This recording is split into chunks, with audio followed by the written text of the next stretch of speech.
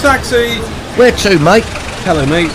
55 Tufton Street, please. 55 Tufton Street, SW1. Yep, I know it well. Hop in, sir. This is A Nation of Taxpayers, a weekly podcast from the Taxpayers Alliance. Where is Britain heading politically? That's one of the questions we're asking on this week's podcast. It's A Nation of Taxpayers from the Taxpayers Alliance. I'm your host, Duncan Barkes. As always, thank you for taking the time to have a listen, either on Spotify, Apple Podcasts or YouTube. Alongside me this week, we have the Chief Executive of the TPA, John O'Connell. John, welcome. Thanks for having me again, Duncan. Good to see you. And our special guest is political consultant James Frayne, who founded and ran the Public First Research Agency between 2016 and 2025, ran the comms for the Department for Education's reform programme under Michael Gove, and is an ex-TPAer as well. Is that a fair description? That's about right, yeah. Thanks for having me. Well, thank you very much for coming in. As always, we find ourselves recording this podcast on a Tuesday, and it gets released on a Thursday. Some interesting political stories inside the last 48 hours relevant to this question we're asking about where is Britain heading politically. And James, I think from your perspective as a veteran pollster and researcher, you can offer some really unique insight. I think we'll just get into the bones of the latest defection from the Conservative Party to Reform UK, because I think that's relevant to this question we're chewing over this week. Danny Kruger, MP for East Wiltshire. James, you wrote a piece for the Telegraph website and the newspaper saying that this isn't a massive blow for the Conservative Party. Is that a fair assessment? I think it's not a massive blow electorally. I think anyone that knows Danny Kruger is normally impressed by him. They tend to be impressed by his integrity. They know that there's a small number of policy areas where he has a really in-depth knowledge, particularly around family policy, people on very low pay, etc. He's always sort of made his name in those policy areas. Decent guy. Obviously, though, in the grand scheme of things, given that most voters don't even know who the Chancellor of the Exchequer is, they're not going to know who Danny Kruger is, and therefore this story for most voters is just going to come and go. Obviously, and this is something we could talk about, the big question is whether or not it encourages more defections, whether or not it just undermines Kemi at a time she wants to, look strong and like she's got her act together and the party's act together going into conference. I guess that's the big question. What's your take, John, on Kruger's defection?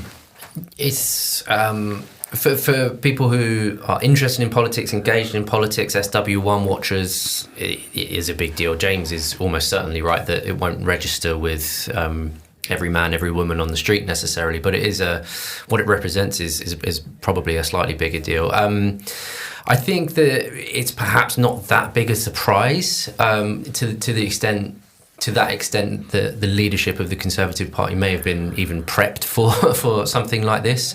I think Danny has, he's not been making overt music, but it's certainly not something that's completely come out of the blue, should we say.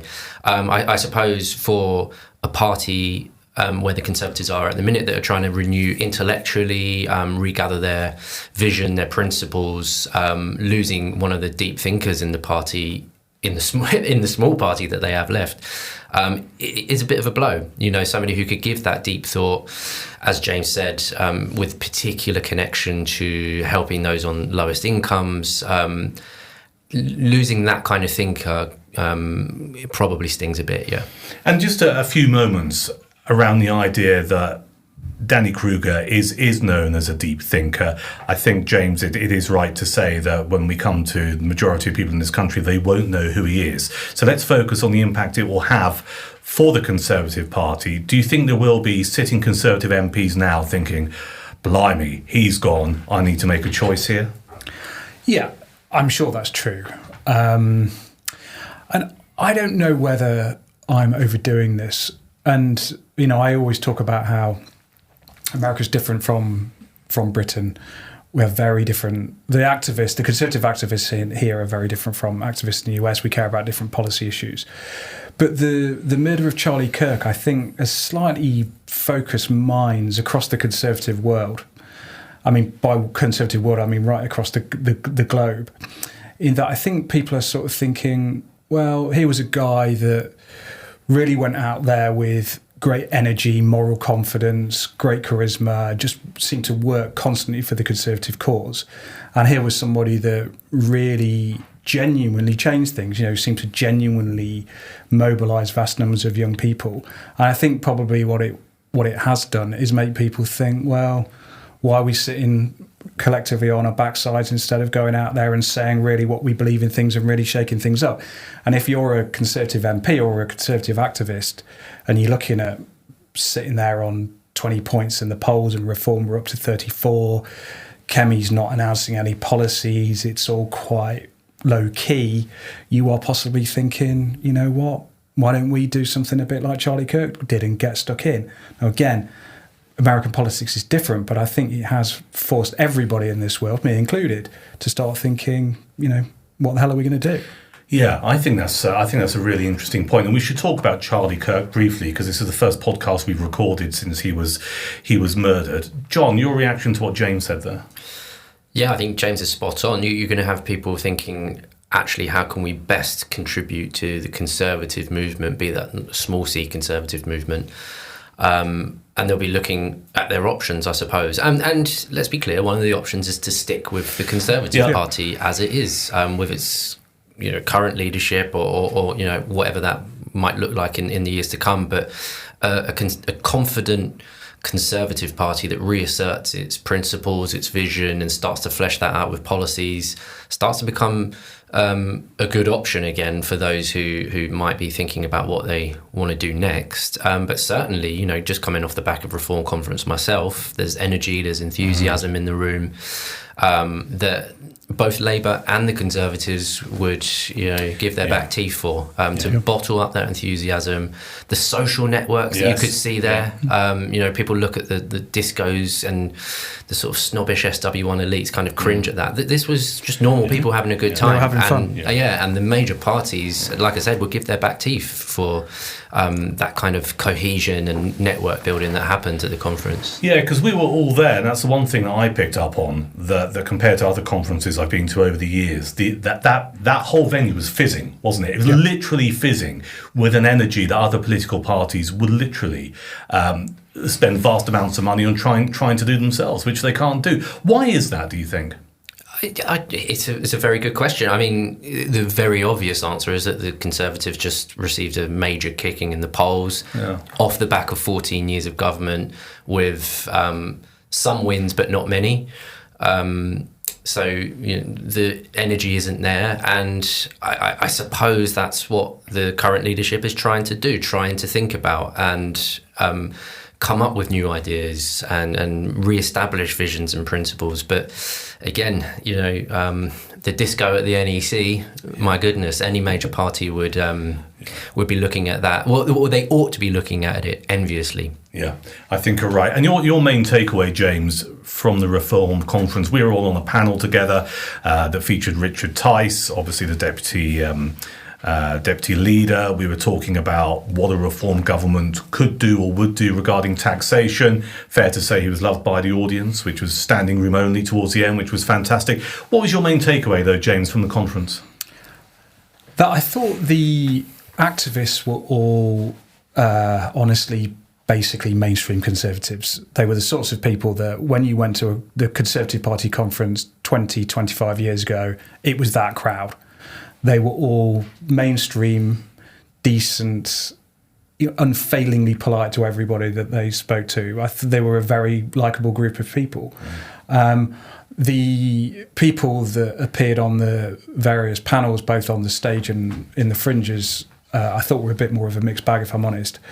I found that you've got, I suppose, sort of two types of Reform politicians or prospective politicians. There's the group around Farage that are all just, they're sort of very recognisable sort of English/British politicians and activists. They are people like Farage, Richard Tice, all sort of pretty, as I say, recognisable mainstream, albeit in their cases on the right, pretty mainstream people.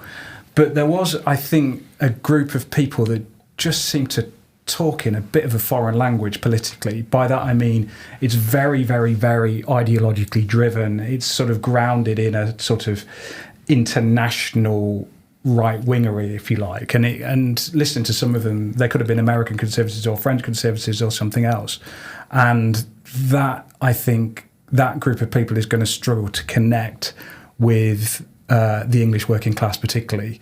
So I guess my big takeaway is massive levels of enthusiasm amongst the grassroots. The grassroots, as I say, very sort of normal.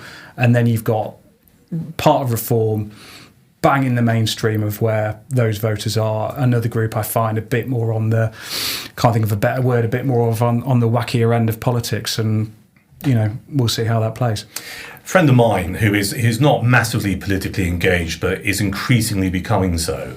And we'll get on to some of the people you've spoken to in Long Eaton in Nottinghamshire shortly, James, because you wrote a fascinating piece in the Telegraph about that. But my mate said he thought, and this is really interesting when you talk to someone who's not really in the world that we're in, he thought they made two big mistakes for Reform.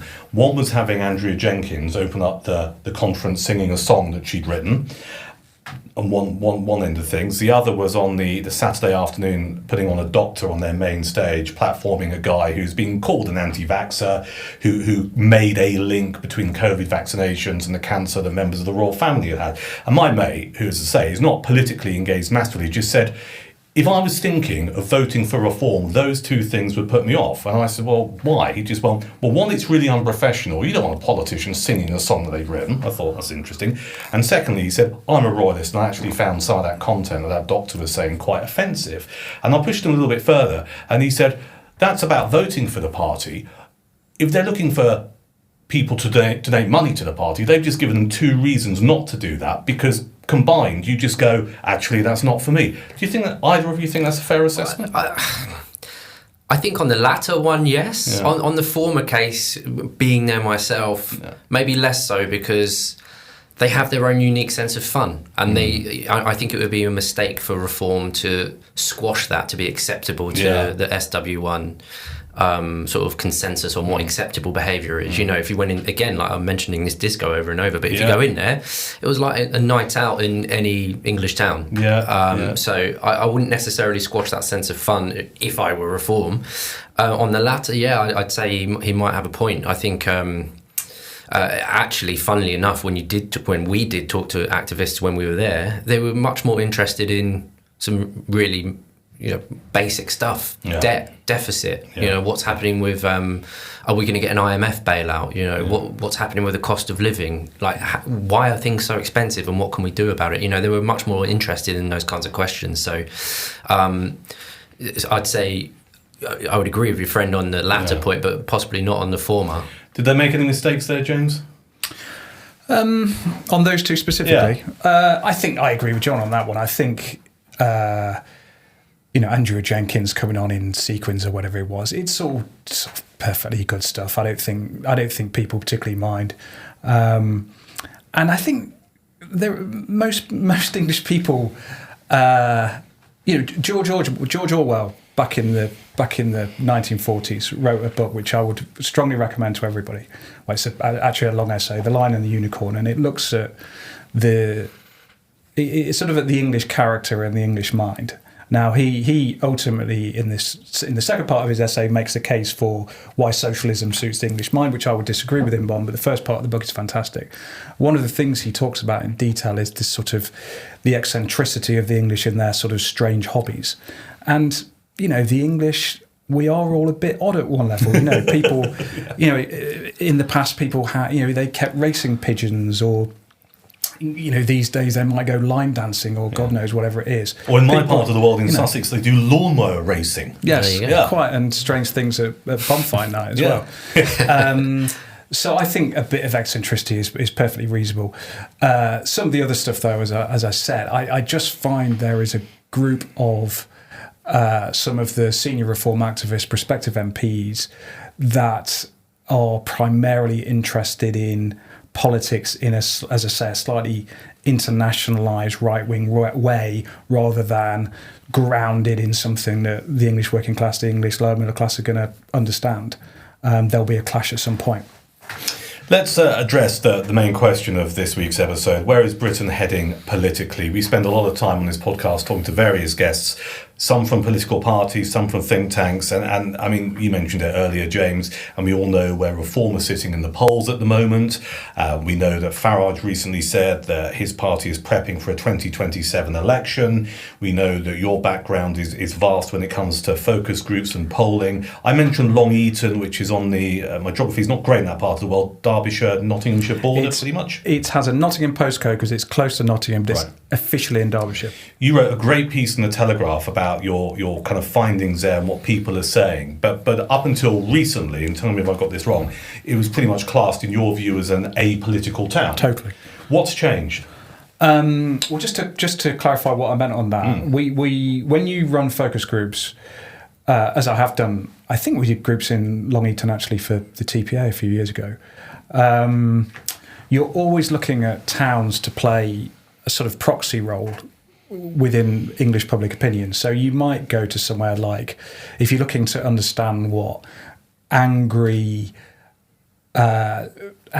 people in sort of, I suppose, deindustrialised towns in provincial England, what are they going to think? You are going to go to somewhere like Stoke. Now, I appreciate there's a degree of sort of stereotyping all of this, but that's the nature of the game in opinion research. You end up having to stereotype to some extent. So you go to Stoke for that sort of thing. If you were looking for somewhere which was, I guess, sort of working class, but sort of affluent people were in work, you might go to somewhere like Southampton, and the past you might have gone to Swindon. You went to Long Eaton because nobody cared about politics at all. It was a town where they always voted for the party that ended up winning the election. So 97, 2001, 2005 Labour, then Tories for the following election, starting in 2024. And basically, pretty much everyone was in work. Not everybody, but pretty much anyone was in work with a job, crime relatively low, blah, blah, blah. But it was just a town which felt everything so late.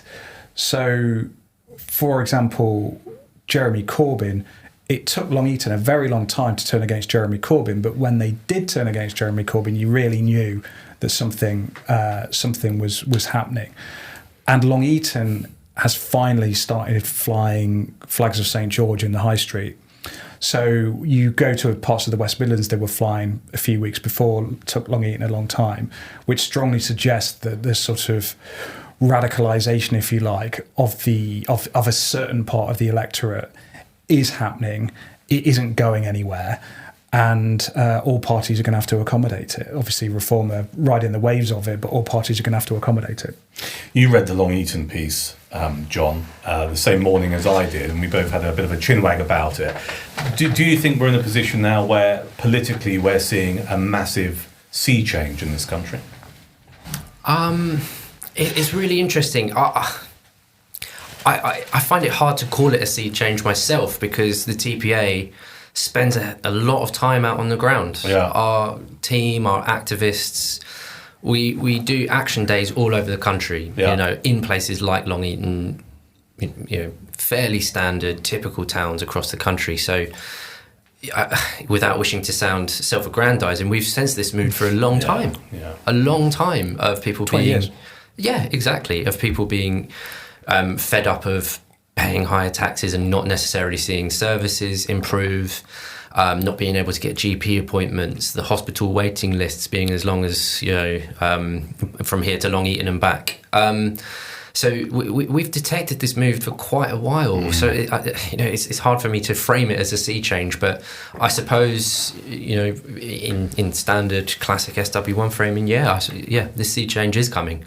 I think people are much more acutely aware of things like, you know, you talk about welfare, right? Yeah. You know, particularly post-COVID, and this sense that, okay, people are just being paid now to stay at home. You know, it's been much more easy to claim PIP for all sorts of various conditions, and there's a real sense that people who work hard for a living not happy about that. And not happy about that in the slightest. And we've done some work recently on the Motability scheme, where you get enhanced personal independence payments, and then you can get yourself a new car for conditions such as tennis elbow, for conditions such as writer's cramp, acne. for conditions such as acne. Yeah. Exactly right.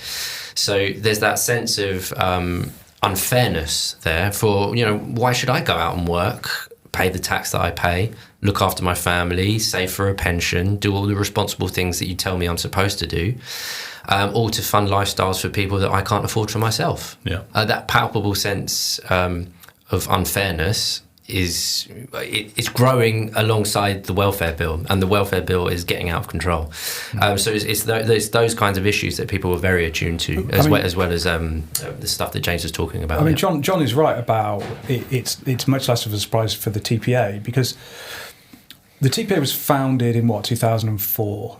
I joined in 2006, and the TPA was really at that point at the vanguard of the anti-politics movement. So the sort of whole anti-politics wave, which, by the way, it is exactly the same sentiment now as from then, and you can trace the roots of the anger in politics now all the way back to the early 2000s, because the anger has ultimately been about the same sort of things. The things that have been visible have come and gone. So in the early 2000s, it was much less about immigration at that point. It's now very heavily about immigration. Back in those days, it was very heavily actually around what John was talking about, around taxation. The new Labour government had raised taxes, but services hadn't got any better. There was a sense that all this money had been wasted.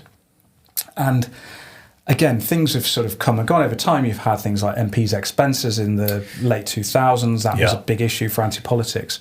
But fundamentally, it's the same feeling. And that same feeling is, as John said, around fairness. Anti-politics, which Reform is riding now, which the TPA was riding in the early days, was built upon this sense of, why the hell am I being forced to pay taxes when services aren't going up? Why are these people sitting on their backsides and I'm slaving my guts out working?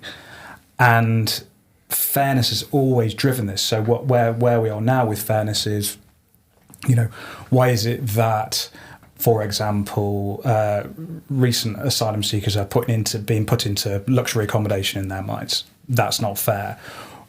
It's not fair that the various things that John said about the welfare system, but it's also not fair that someone will do a relatively minor misdemeanor in the grand scheme of things and get the book thrown at them, whereas people with appalling paedophilic pictures on their phones and all the rest of it seem to get off with a slap on the wrist. Yeah. Now, this is a sense that is shared very widely by the public, and hence we have this very strong anti-politics movement at the time. And obviously, it's not just the growth of Reform, but it's also the march that we saw on Saturday. Now, the people involved are somewhat different, but, it's an angry country right now.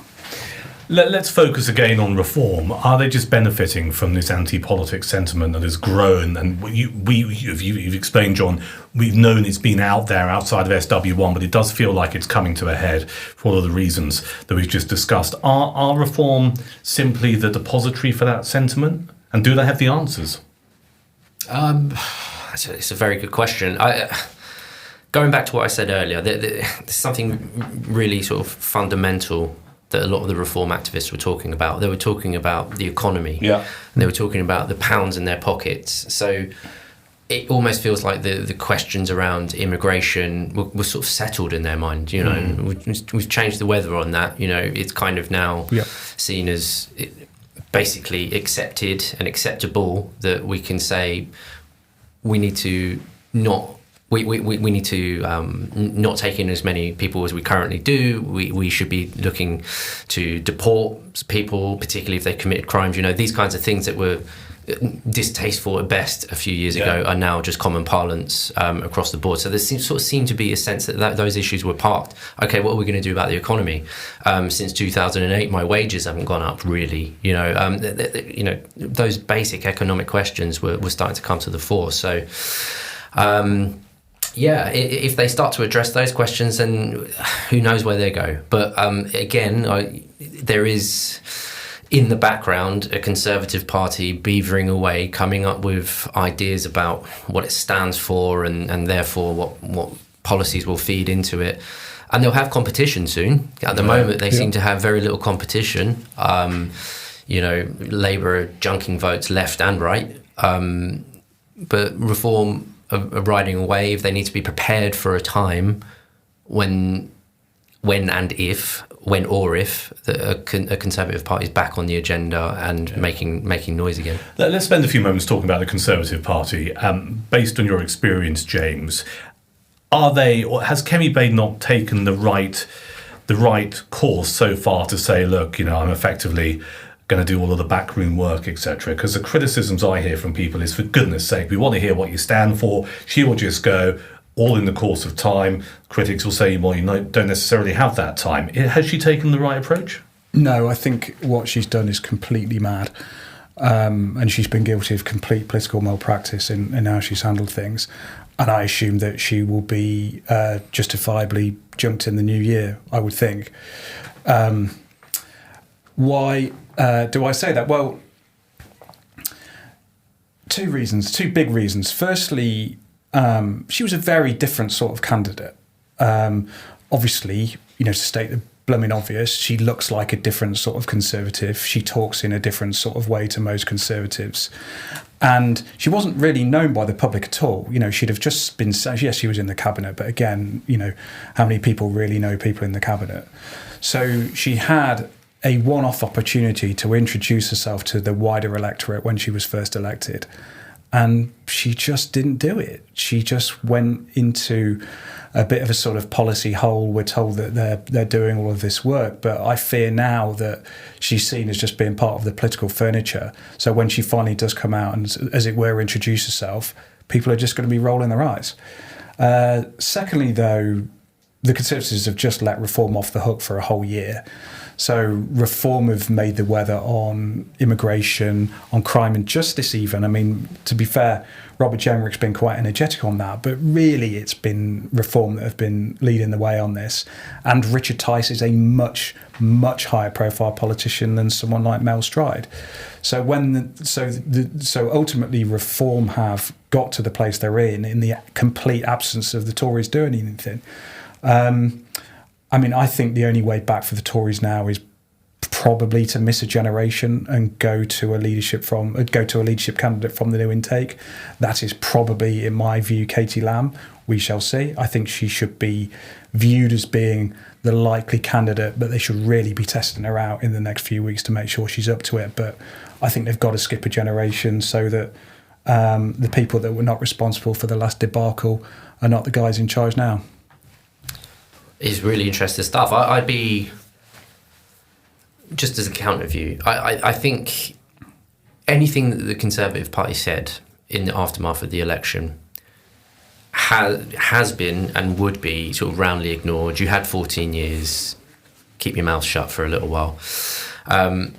You can obviously keep your mouth shut for far too long, of course you can, but the principle of saying, look, hang on a minute, we've just spent 14 years telling people what they wanted to hear for the large part. We need to go away and actually come up with ways to solve problems that the country faces. Because, again, what we hear all the time when we're out campaigning is they're all the same. They're all in it for the short term to get re-elected. They don't actually care about fixing problems. So for somebody to say, I actually care about fixing problems and I'm going to go away and figure out a way to do that on all of the big issues of the day, isn't necessarily, to me, a bad thing. Has it been handled in the right way? James has outlined ways it possibly hasn't been.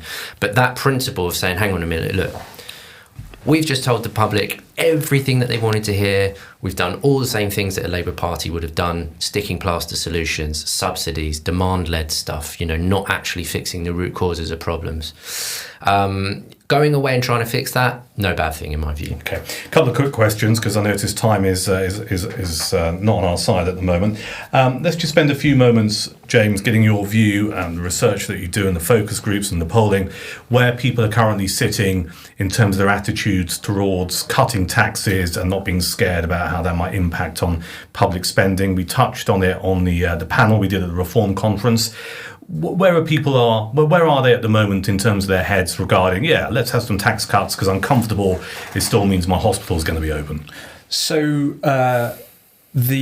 where we've been for the last couple of years on tax cuts is 3 reasons why they don't think taxes should be cut. And the first one immediately after COVID was we've accumulated all this debt. It's massive. We've got to start paying it back. Today is not the time for tax cuts. That was in the sort of 2021, 2022 period. We then had the massive inflationary spike of that period, and people evolved from that position of we need to pay back the debt to if we cut taxes, inflation's going to go up. And then the third reason they got nervous was with the complete collapse of the NHS. And their view was, at that point, we can't do anything at all, nothing, which puts at risk the NHS. Given I can't get a GP appointment, I can't get a routine hospital appointment, blah, blah, blah. That was the general feeling amongst the electorate. But we are approaching, I think, a position where we got to in about 2003, where people thought all the taxes have gone up, they've spent all of this money, but things haven't got better.